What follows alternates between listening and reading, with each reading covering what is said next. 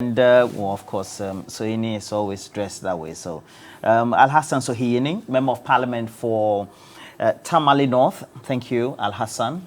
Pleasure. Thank you very much. Yeah, Bernard Mona is a former chair of the PNC. Is also here as well. Good morning, Al-Haji. Morning. I think you enjoy. But Bernard is not an allergy. Just using good morning. The morning is not good. I beg you, correct that. Bernard is not an allergy. First, I'm not even a Muslim. Yes. And so I couldn't have been an Even if he had been an, if he were a Muslim, you won't accept him. Haj won't accept him. He's my big brother, but Haj will. Just to also say that Suhini is not usually dressed this way. He also dresses in smock. Sometimes. And in occasions, sometimes half suit. But so don't say that he's always blazed this way. Well noted. And Sly. How are you? Don't be mischievous. No, I'm not being mischievous. I'm just saying, how are you? Because He's fine. I'm good. All right. So we've had varied responses to the NDC responding or telling Ghanaians what the state of the nation is. And since then, we've had a number of communication as well. Now, let's do a recall. Let's go back to that auditorium at the UPSA and take an insert from the chair of the NDC. Johnson is here to get here.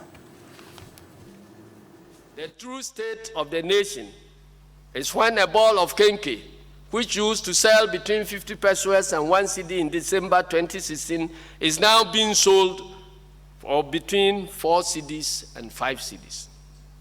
The true state of Ghana is that a sack of maize, which used to sell for 170 cedis in 2016, is now being sold for 900 cedis as at February 2023. A tuber of yam, which used to sell for 5 cedis, is now being sold for 25 cedis, selling for 20 cedis. When everything is said and done, this is the true state of our nation, Ghana. This is our everyday reality. A reality in which babies do not have vaccines, leading to a measles outbreak. The youth do not have jobs. The middle class faces imminent extinction. The elderly are being deprived of their life savings by the very government that swore to protect them. This is not the Ghana we deserve. The NDC shall not be complicit in this mess.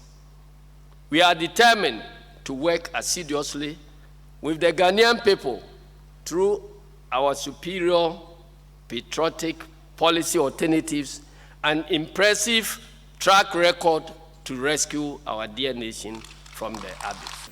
He urged the president to sanction corrupt officials and be honest about the true state of the nation.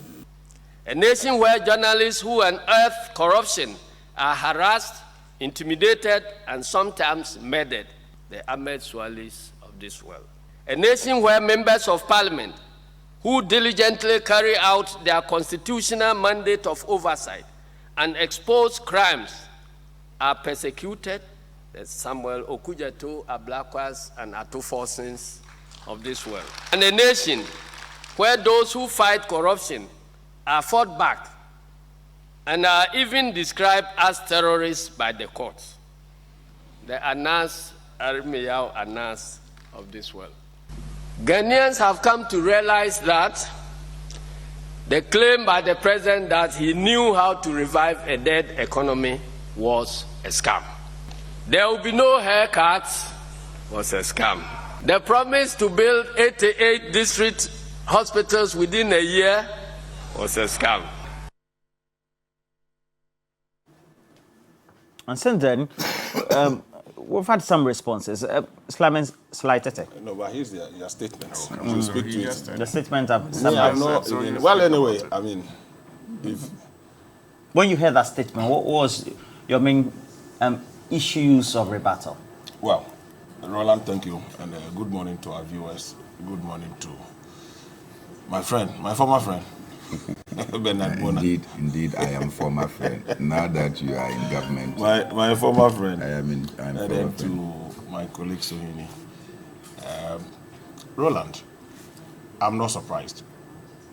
I'm really, really not surprised. And this is coming from no other person than the chairman of the NDC. I almost said the general secretary of the NDC. The chairman of the NDC, Johnson Asiedu Nketia.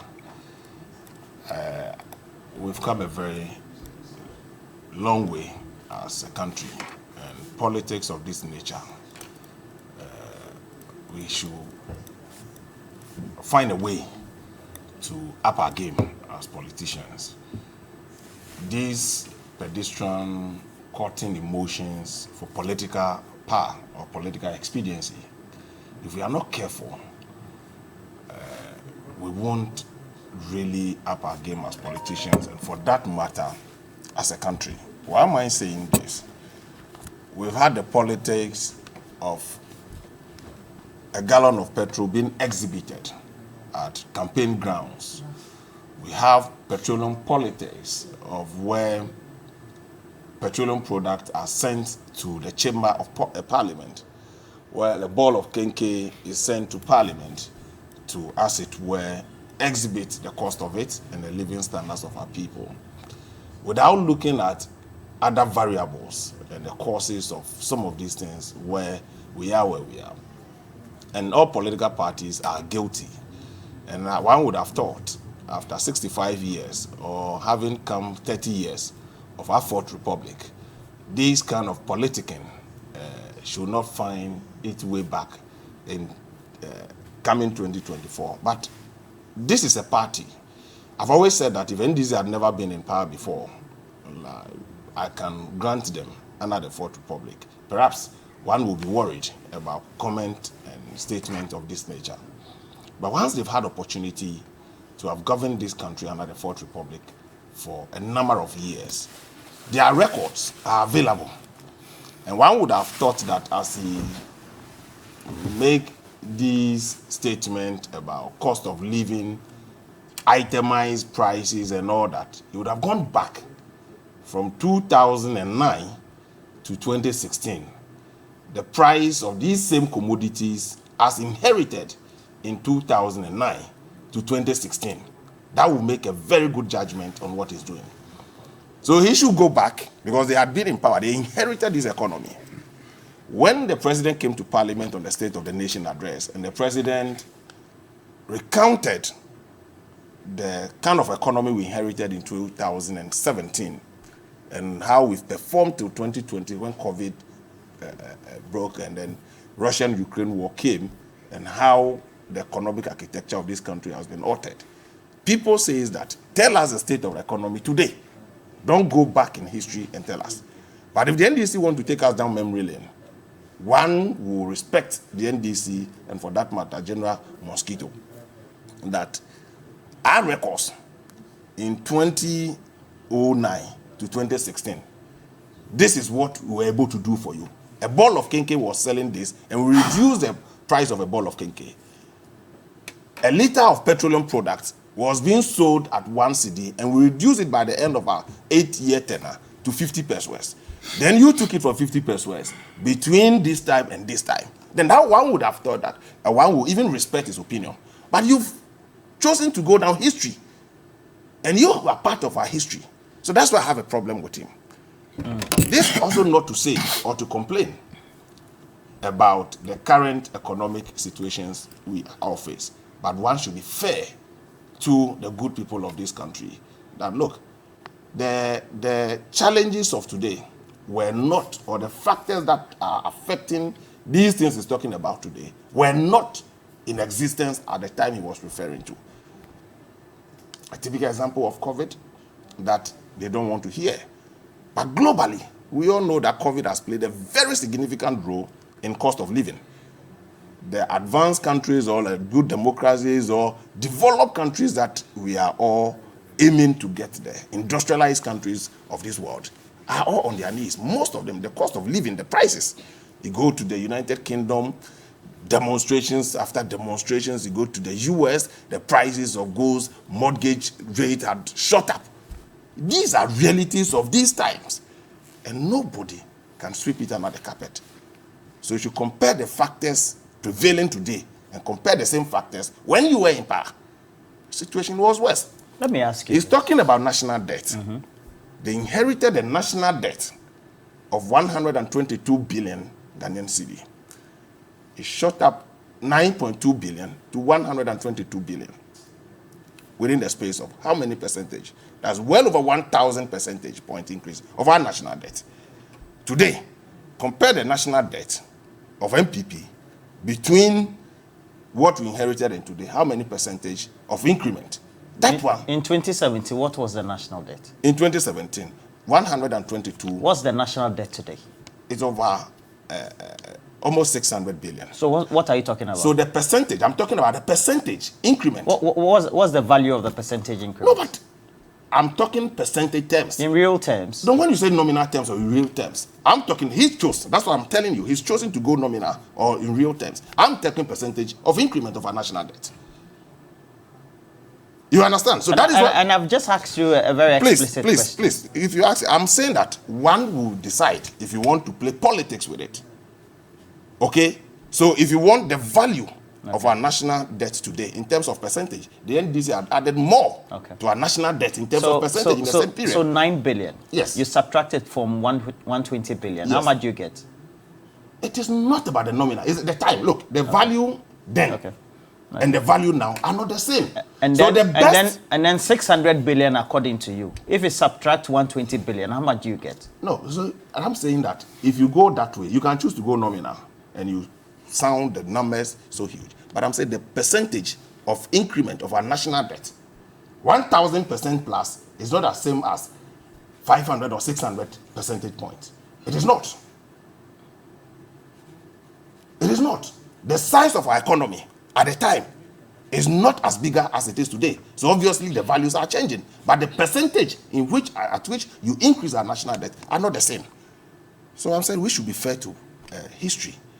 So when we do this, we've gone past where Is it not the argument that the rate at which we've piled up the debts has gotten us where we are? The rate in terms of percentage. To the point where the credit ratings have given us the lowest we have ever been given in the Fourth Republic. Yes. As a result of that, we're back to the IMF, for which constant promises by the finance minister, Ken Ofori-Atta, to give us a bailout based on what he feels the timelines would be, have again been shifted time and again. So you think our national debt we didn't get to where we are, or we have not gotten to where we are as a result of the global pandemic that we've suffered?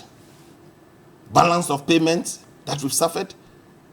Where petroleum products had shot up dramatically, where global supply chain has been altered, it's affected almost every economy.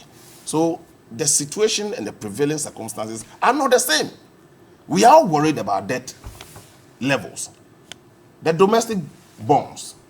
Why did most of the foreigners who owed domestic bonds refuse to roll up? All because of the global economic challenge. So people were not rolling on the bonds. They refused to roll up our bonds because they have done their projections and they know the government of Ghana will not be ready to pay. No, but not our inability to pay. What caused that? The finance minister has confirmed that. No, but of course. We've already even reneged on coupon payments. Yes, of course. But before, in 2021, in 2022, when these things are coming up, it is as a result of the COVID. And people predicted that the COVID and this Russia-Ukraine war will affect the economy. Mr. Sly, let me ask you this question. Affected let me ask you this question. If our debt yes. was 300 billion, do you think we would have been where we are today? If your debt were to be 300 billion, okay, if it were to be 300 billion, you wouldn't be where you are today. Okay, but of course, there are things please, I'm coming. There are things you have done that you wouldn't have been able to do. Like what? Paying your bills, your debt. Please, I'm coming. Infrastructure development. Which debt? Are you saying that before the accumulation of this debt, some did not go into repayment? The monies you received, some did not. How much went into repayment? We all know what the figures are from the Bank of Ghana. What are the figures? What are the figures? How much went into repayment? What are the? You say you know the figures. No, so put the figures. We all know what the figures are. We all know what the figures are from the Bank of Ghana. You tell us the figures. But you say you know it. But you said they went into repayment. No, but I'm saying you said you know the figures. So if you know the figures, put the figures out. We all know what the figures are from the Bank of Ghana. Why are you not putting the figures out there? So I'm asking you if you claim. I claim. But that's your claim. But you look at the budget. If you look at the 2023 budget, this is the national budget. In this budget, repayment of our loan, every penny that has been expended and getting us where we are, including loans. How much did we take in 2017? Please, I'm coming. Would you allow me? If all the monies as to where we are for our national debt, monies received, expenses and everything is expended here in this budget, none, not a cedi had been expended or had been received that had not been accounted for in this budget and economic. The rest are revenues that are projected, right? So in 2021, we had the revenue projections, and we realized that our revenues fell drastically, and our expenditure went up as a result of COVID. It gave us about 14% deficit in our GDP. That is quite huge. This is quite huge. That you take time. Mr. Selatete, do you know on the COVID year 2020, we met our revised target for revenue? Yes, I know. Okay. But when you met the 2020 target, that was revised for the revenue. Yes. We met it. We did. So what do you mean by why did you review the revenue target? Why did you review it? And do you know it was that same year we recorded the highest surplus? Highest surplus? Yes, we recorded a surplus. A surplus of what? As far as a surplus of what? As far as import to exports are concerned. But when you have a country like China, okay, it also goes to support the argument that a lot of the things we needed at the time were manufactured locally. Yes, so it went to our advantage. Slide. No, but listen, there were things. China was closed until 2 months ago. That was open. A lot of things that could have been imported.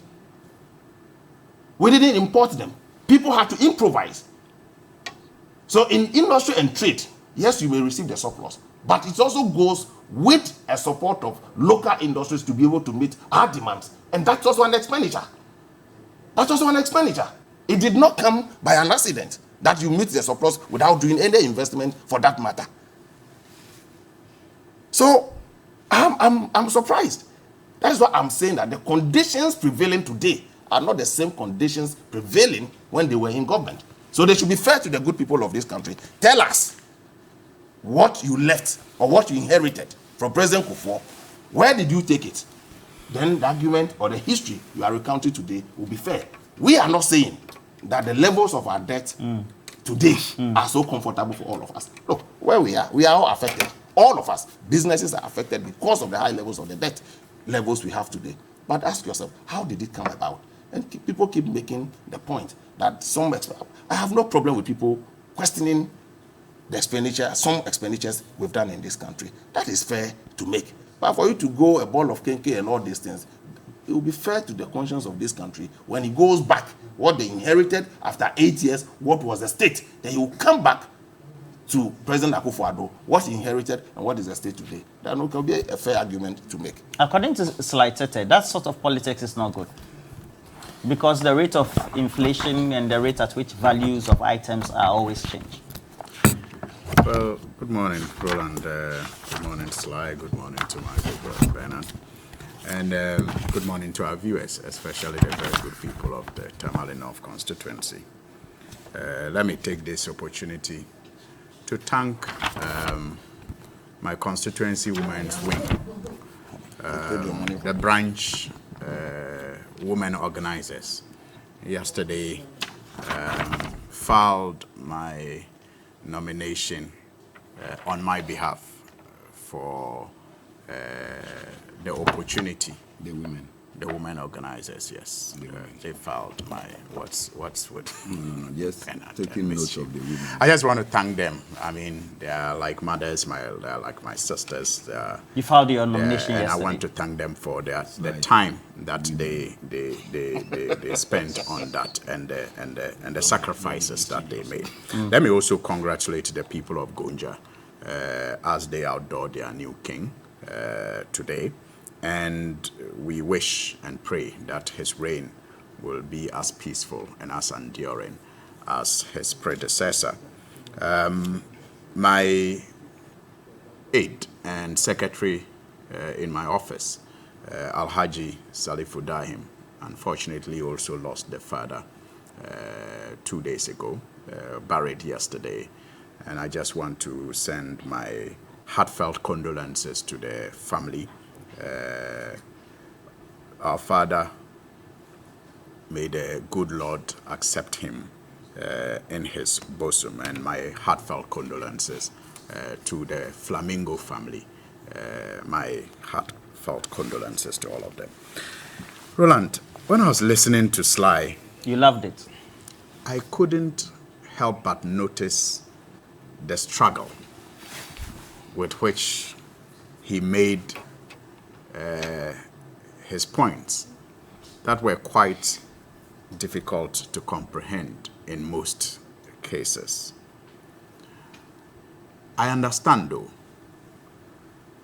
What I don't understand is when Sly and his colleagues suggest to us that the inability of people to afford basic necessities is not and should not be an emotional matter.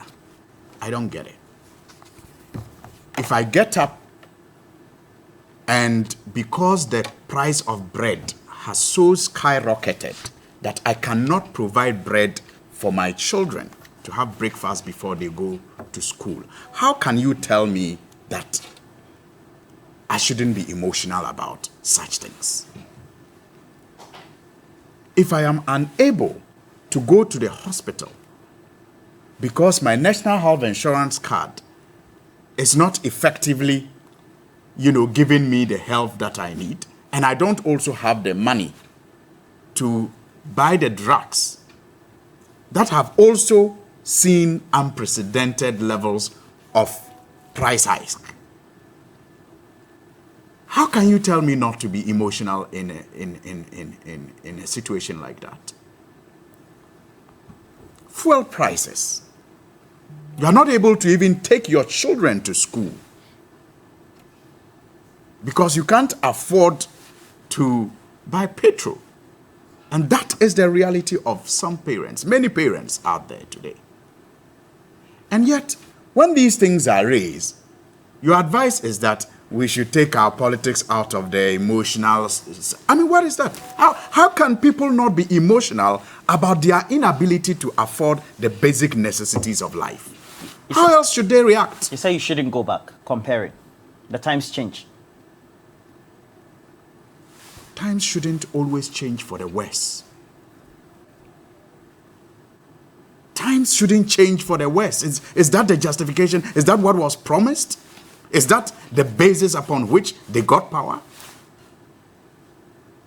Did they tell the people that we are just coming to oversee the time changing for the worse? So please, let's credit the people with some level of intelligence. Let's empathize with people as they go through the reality of the difficulty to survive. Roland, the true state of our nation today is that corruption is unprecedented and it is all around us. We see it in our communities, everywhere. The Transparency International,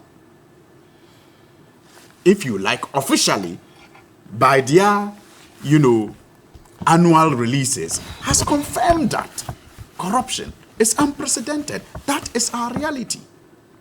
The man who promised to fight corruption with the announced principle today looks on as his aides and assigns bastardize that principle. He glorifies people who are exposed to be corrupt. It's unprecedented. That is our reality. Our reality is that unemployment is unprecedented. It's all over. It's all around us. We see it. The Statistical Service recently has also confirmed it. That it used to be in the single digits. Today we are talking about unemployment in the double digits. Almost 14%, around 13%. When it was around 5 to 6%. That is our reality. Unemployment that they promised to deal with created a shadow unemployed graduates association and used it for propaganda. Their scorecard, like John Hughes will say, is that it is unprecedented. They have increased the levels despite the propaganda around 1D, 1F, propaganda around one village, one dam that was supposed to provide means of dry season farming. Despite all of that, unemployment has almost, in fact, has doubled. Not but almost there's one doubled. district, one factory. I said, despite that, our reality, despite the rhetoric of one district, one factory, we all know the reality. Despite that, unemployment has doubled. Inflation is unprecedented. That is our reality. That's the scorecard. That is the true state of the nation. Domestic debt exchange program, unprecedented. That is our reality. That is the true state of Ghana. Our stand with rating agencies, international rating agencies, as far as the performance of our economy is concerned, unprecedented. That is the true state of our economy. Roland, insecurity. Insecurity. Boko is in flames. The president, commander-in-chief of the Ghana Armed Forces, comes to parliament to present the State of the Nation address and not even a word. As if to suggest that the lives that are being lost sometimes on daily basis in Boko are worthless to him.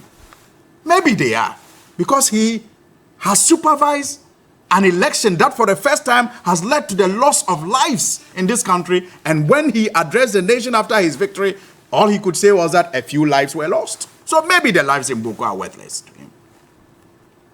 Insecurity, unprecedented. That is the true state of this country.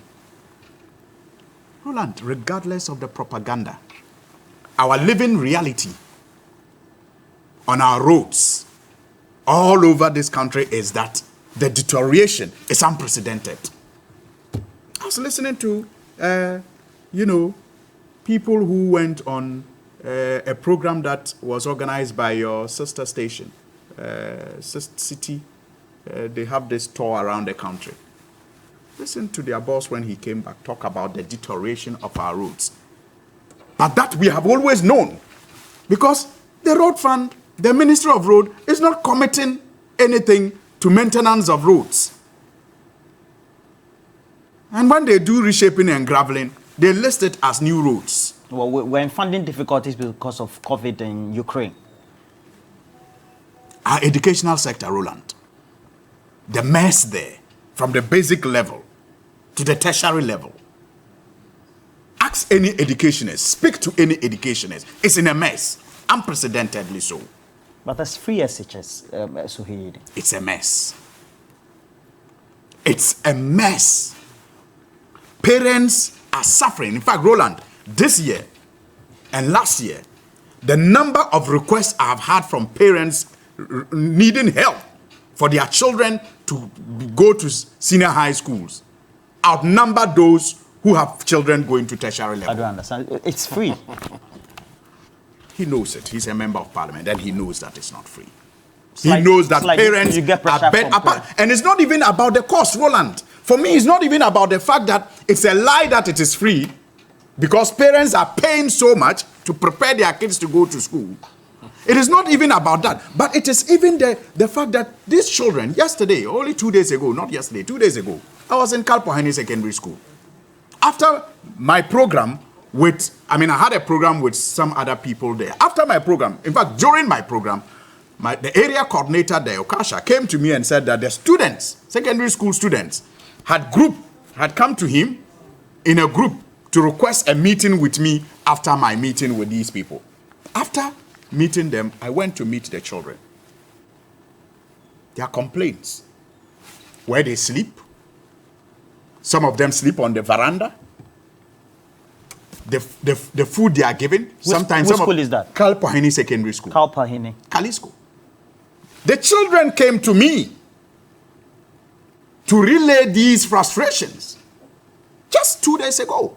Where's the location? Sometimes they carried sugar to the dining hall because they give them porridge without sugar. Sly, is it true that some schools are having this difficulty under free assistance? Why? Some media houses have even gone to show this on our screens from other schools, not even Kali School.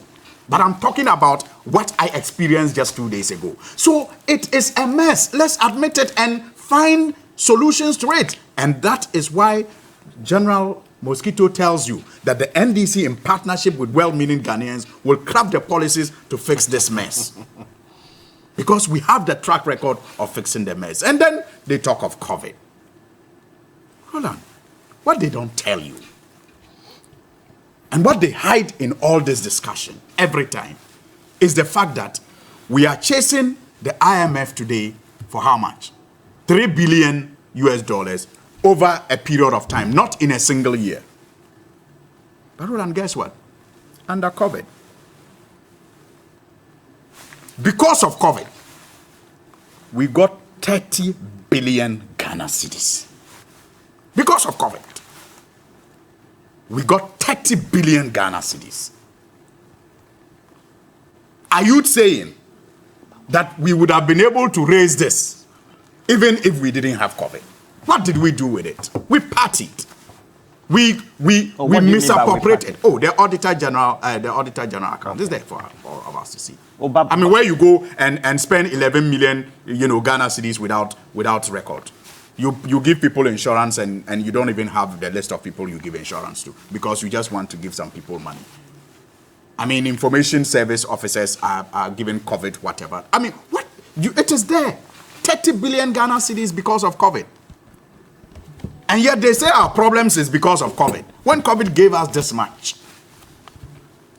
Well, you fed the response So please, they should empathize with the people of Ghana as we go through this self-inflicted, financial and economic crisis that they have put us in. They should not be denying our reality for us because we live it and we know that indeed they have messed up almost every sector of this country. What remains is for us to galvanize and rescue this nation. And inshallah, it will happen in 2024. Well, the rebuttal is that it's because we've had some exogenous factors, we're told. And that mainly the way to recovery is what we are doing and undertaking some negotiations with the IMF. Even though the board level agreement hasn't come, there are assurances that they will come very soon. Exogenous to this discussion is that a former MP of Tafo, Old Tafo, the Honorable Akoto Osei, yesterday I read the news that he has passed on. He had contributed his due, not only to Parliament, but also to the executive arm of government, and probably to his constituents and party. He was, at the time, a Minister of State at the Ministry of Finance under President Kufuor. He was made Minister for Monitoring and Evaluation by President Akufo-Addo. I think it was within the same period that he went to have a meeting in his constituency and the people ganged up to come and he had to fly through or jump through the window in order to escape. And he's been quiet for some time. Unbeknown to us, he was unwell. And he passed on. Recently, his audio was circulating. I think he made a contribution on an MPP platform. No, and where he even... He was doctor. No, he's not doctor. He was not well. He was not even in the country. And then I'm told we know his voice. new MPs did not speak about this exogenous factor. Let me speak. Apologies, yes. So thank you for doing it on our behalf. So I think that it is a great loss to our nation, but particularly to the New Patriotic Party. And I want to commiserate with them on this heavy loss. It is one of the people that if you even don't like him, you will have to admire his debate in Parliament, his contributions on national issues. May the family be strengthened to be able to accommodate. He died a young man, 64 years. It's young. And I think that I need to start from that.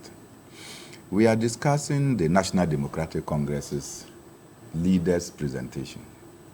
Johnson Asiedu Nketia, as of now, is the leader of the National Democratic Congress until they are able to elect a flag bearer.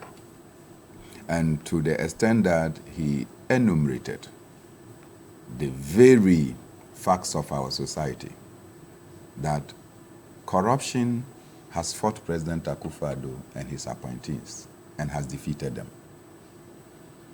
And this is no secret. People who have spoken about corruption, just as I was showing you about Cloyd Murray in South Africa, who decided to fight corruption, particularly with the involvement of the Gupta brothers in the state capture, was 3 days ago gunned down with his son. His son died immediately, and when they rushed him to the hospital, he also died. And he was the key person who was embarking on these investigations. Driving back to Pretoria, he was shot and killed. And so, under President Akufo-Addo, corruption has killed them. President Akufo-Addo is unable to speak about the levels of gulf that has confronted our nation any longer. So much that something that was the daily mantra of President Akufo-Addo, addressing the nation, President Akufo-Addo simply shied away from mentioning the word corruption. To indicate that our nation has reached a rotten level is to underestimate the extent to which we are.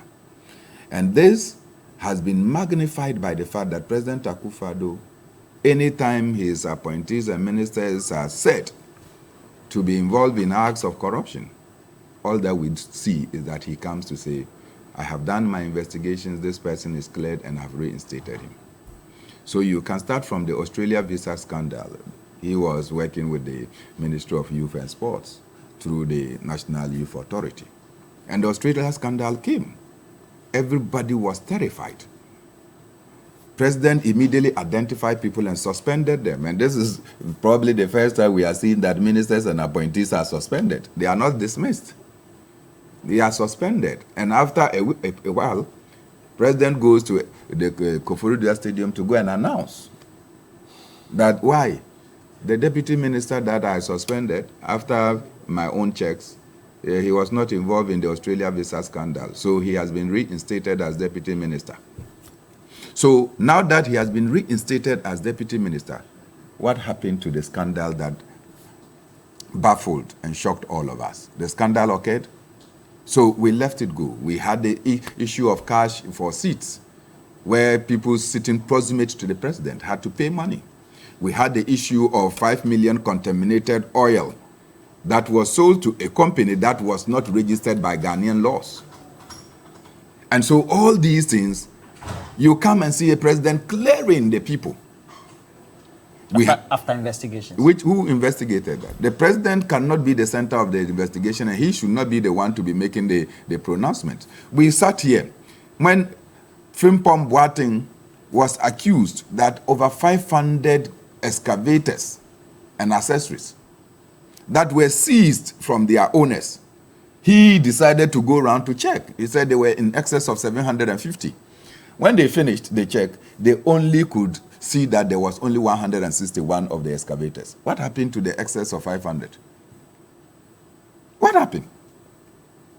They got missing, and Frimpong Boateng up to date. Look, this is a man you respect. You know that. Professor Distinguished surgeon.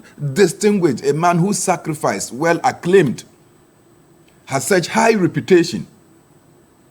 You come and put him in the center, mess him up. And when the man speaks, suddenly President now says that the CID should now go and investigate. Has this matter been in the system for now? It has been there for long. As we speak, many Ghanaian contractors cannot move out of their homes. In fact, when there is a doorbell sound, they have to send their wards to come and check who is coming, because it is possible that, hey, they are coming to take over their property. No, how did you come by that conclusion? I have seen some contractors. They cannot work any longer because they suffered shock. Because they were there and bailiffs came to their houses, serving them. In fact, one of them that I went to have a discussion with, he has asked me not to be mentioning his name. But see, he woke up in the morning, struggled to let his children go to school. When the children walked out of the gate, they saw that they had pasted on the wall, what do we call it, the sermons, that the house that they are living in is no longer theirs. Because it was used for collateral? It was used for collateral. So when the children went in to go and tell daddy that, look, there is a notice there, they say the house is no longer ours.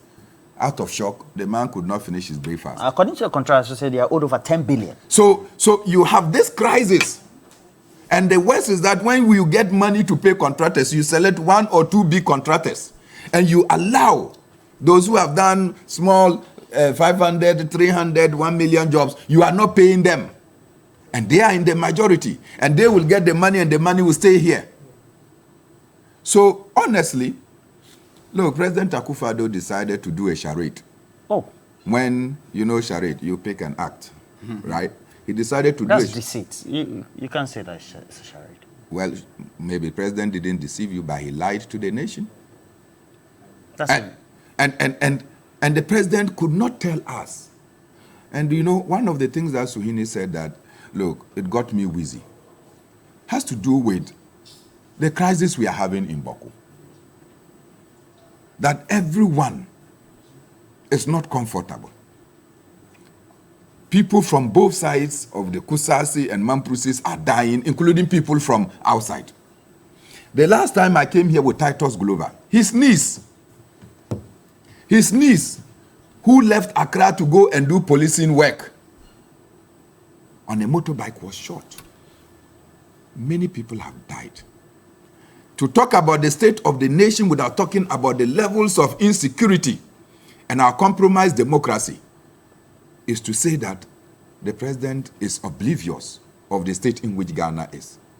Finally, as for unemployment among our young people, it is now like buying granules in a Kotokoraba market. It's everywhere. You understand? Unemployment is everywhere.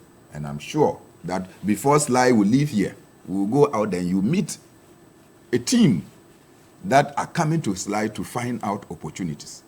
And the worst is that everything is now politicized. Teachers' promotion is politicized. Study leave is politicized. Everything. And you must have somebody within the MPP to be able to aid you. Otherwise, you cannot get it. That is the state of the nation that we have. And President must come real. And Sly, I'm just on the stream. William Donyina, I have Anani, Prince Anani, and some of the. It's I should ask you, particularly related issues about how you look at the current state of our debt levels, and for which the defense you put up don't seem to rhyme or sync with what the Bretton Woods institutions are saying. For example, since we started the engagements with the IMF, we've seen the debt level increase. Hitherto, the finance minister was responding to Isaac Adongo on the floor of parliament that was not the case. Yes, I mean, obviously, our accounting principles have changed because when the IMF team came, every debt even owed by SOEs are all added to our national debt. Okay, they are all added. And there's been principles of which we calculate our national debt over the period. So there's been some insistence of adding cocoa sector debt and some other SOE debt to our national debt. That has soared up our national debt to 103% of GDP as we see it today. I mean, they want to see holistically what it is. But previously, successive government had excluded some SOE debt from our national debt. That is why you see the disparity in our national debt as it is today. That notwithstanding, let me also make this point, the point I was seeking to make. Please make it. The percentage of national debt accumulation, and I've stated, and I still stand by it. And the NDC blames you for it. I'm saying that they did well that this line of argument is not good. What is it not good? I'm saying that the size of our economy in 2009 to 2016 are not the same, right? So if you accumulated a national debt over 1,000%, you are accusing somebody whose national debt accumulation over a period of time, with all the current situations we have, about 500%, then you have a problem.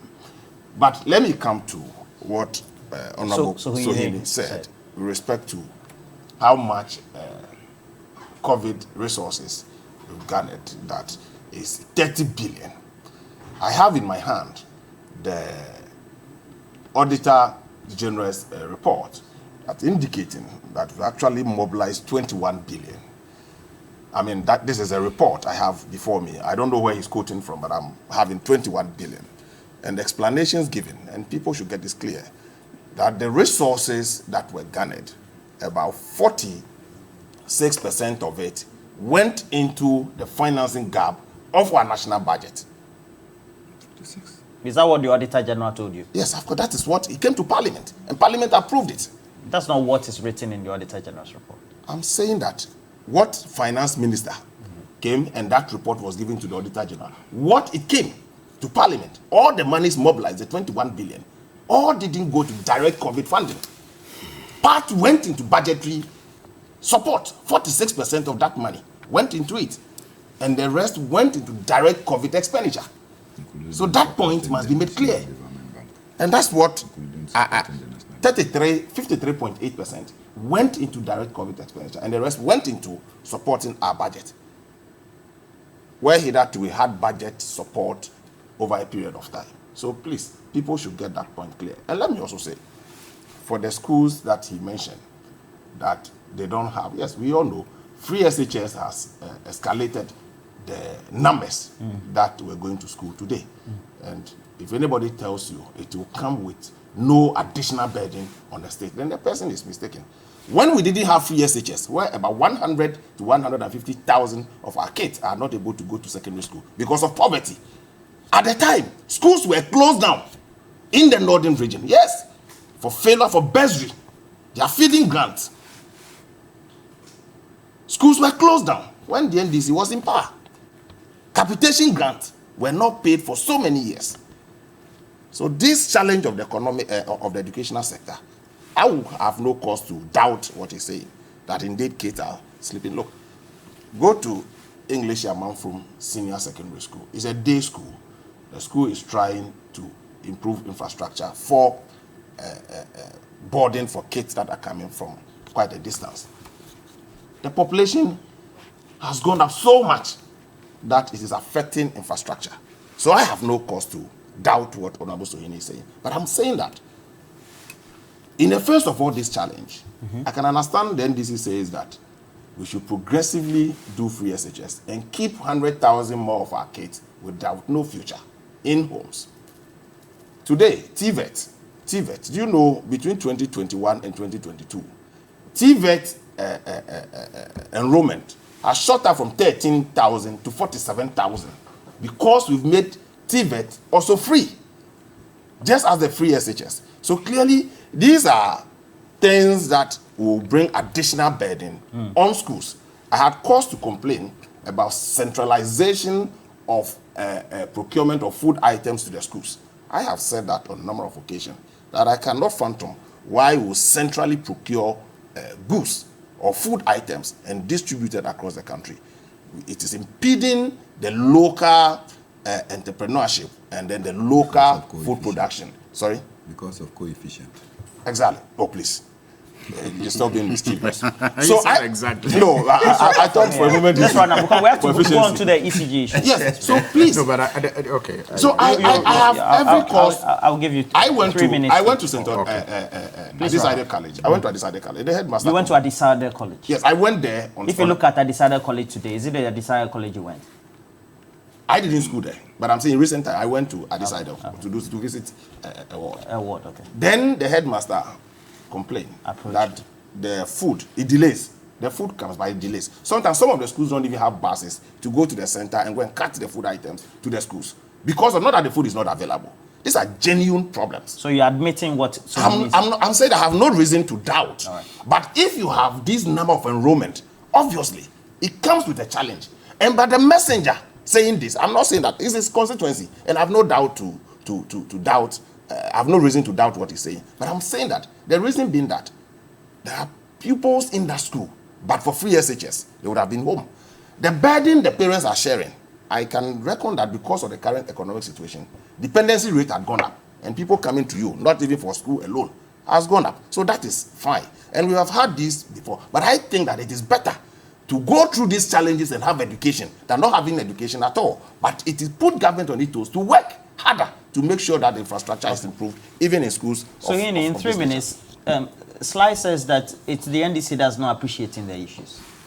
Well, he just demonstrated their inability to appreciate the issues rather when he attempted to correct my 30 billion figure. Yes, if you look at the Auditor General's report, he reports of only $1 billion inflow from the IMF, but we know that we got more than 1 billion from the IMF. In fact, the special drawing rights also gave us $1 billion. That was not captured in the Auditor General's report. It was not captured in the budget statement as well. Again, COVID-19 trust fund, resources that got there, were not covered by the Auditor General. Even if you just convert the 1 billion SDR, into cities and add it to the 21 that he's talking about, you get the 30 billion that I mentioned. So the 30 billion is based on the fact that NDC calculation based on what we received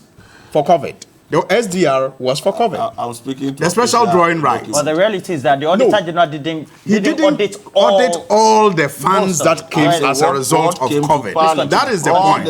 That's the point. Then he talks about budget support. I mean, I don't know what that is supposed to achieve because yes, budget support is the reason why we should not be in this mess. Because if you could not raise enough revenue because of COVID and you got money to do budget support, then you should not be in a mess. Are you getting the point? Because you were to raise revenue to support your budget.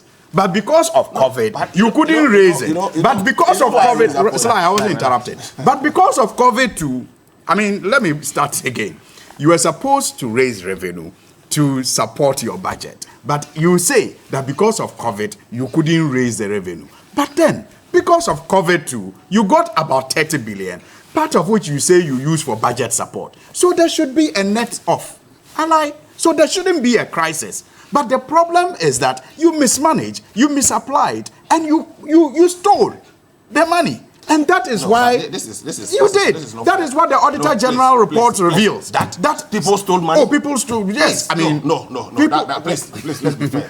Let's be fair to what does the audit report say? People stole their money. I mean, forget about the euphemisms. Forget about the euphemisms used. They stole their money. That is, and we know it. In fact, in our communities, we know the people who had the contracts and how they stole their money. We know. We know them.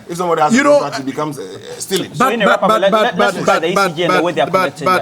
to just wrap up, you see, when he talks about people getting to the opportunity to go to school, but for free SHS, you see, 120,000 and over. Roland, it is not, and the records are there.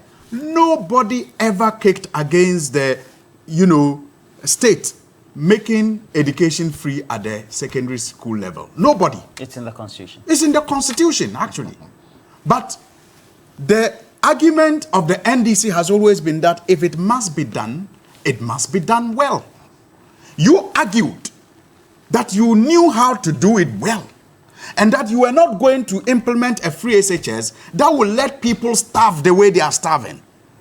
Sleep at the mercy of the vagaries of the weather. You made that promise. You said you will ensure that people didn't suffer enjoying free SHS. You made the point that there will not be the need to burden share again. Today you are making those arguments as if you didn't promise that the reality we live today will not be the case So if you implemented free SHS. The point is that free SHS, it's a good policy. It is something that every party supported. It is, in fact, in our constitution long before the two parties started promising it. But this government rushed to implement it the way they did, instead of doing the progressive that the NDC promised by first constructing the dormitories, constructing more classrooms, and, if you like, ring fencing more funds to ensure that children are well fed and catered for. You rushed and crushed, and yet you take pride. Capitation grant for over a year now. You have not paid capitation grant. So what are you talking about? So Roland, like I said, every sector, education, our road sector, every sector, even the public sector, has been corrupted. It's a mess. And there's a lot of work ahead of future governments. Work that I know that President Mahama has sleepless nights over. But work that I am confident that the NDC, with the good people of Ghana, will get their loins to do in order to fix this country after we rescue it from this nation wreckers.